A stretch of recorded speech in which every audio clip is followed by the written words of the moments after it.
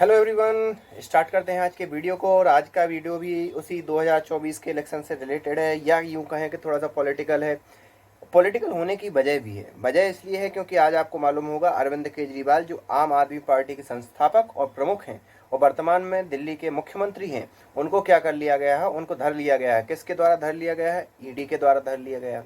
क्यों धर लिया गया है? क्योंकि शराब का जो उन्होंने घर बैठो जो अभियान चलाया था कि घर बैठे आपको शराब मिल जाएगी, उसमें कई थोड़ा सा पैसों का झोल झाल समझ में आया है। और उसी के चक्कर में सत्येंद्र जैन, मनीष सिसोदिया, संजय सिंह और अब अरविंद केजरीवाल खुद नप तुल गए हैं।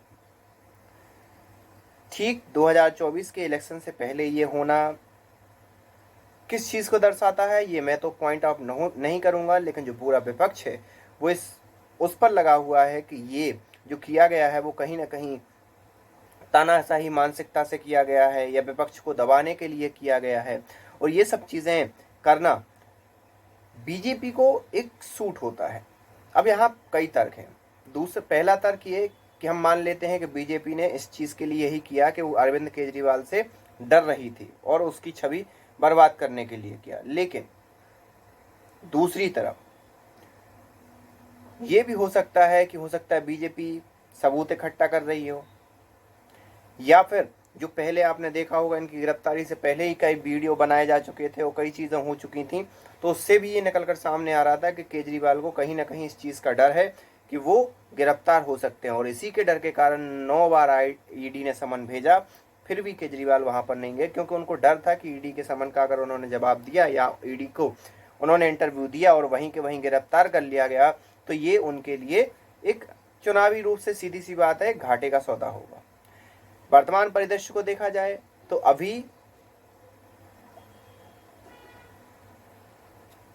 इससे बीजेपी को नो डाउट फायदा मिलेगा, लेकिन बीजेपी का मेरे को समझ में नहीं आया, क्योंकि सामान्यतः पार्टियां इतनी बड़ी छवि को इस हिसाब से और महिमा मंडल, क्योंकि इस हिसाब से क्या होगा कि केजरीवाल को और सहानुभूति मिलेगी और जनता का समर्थन मिलेगा। तो बीजेपी ने ये डेट क्यों चुनी केजरीवाल को गिरफ्तार करने की?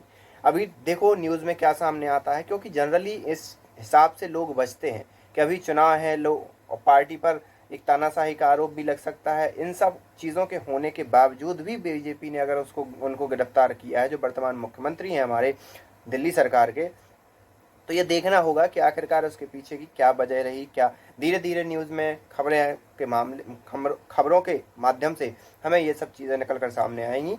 तब तक के लिए बने रहते हैं। और आप इस बारे में क्या सोचते हैं, आप हमें कमेंट करके बता सकते हैं। धन्यवाद।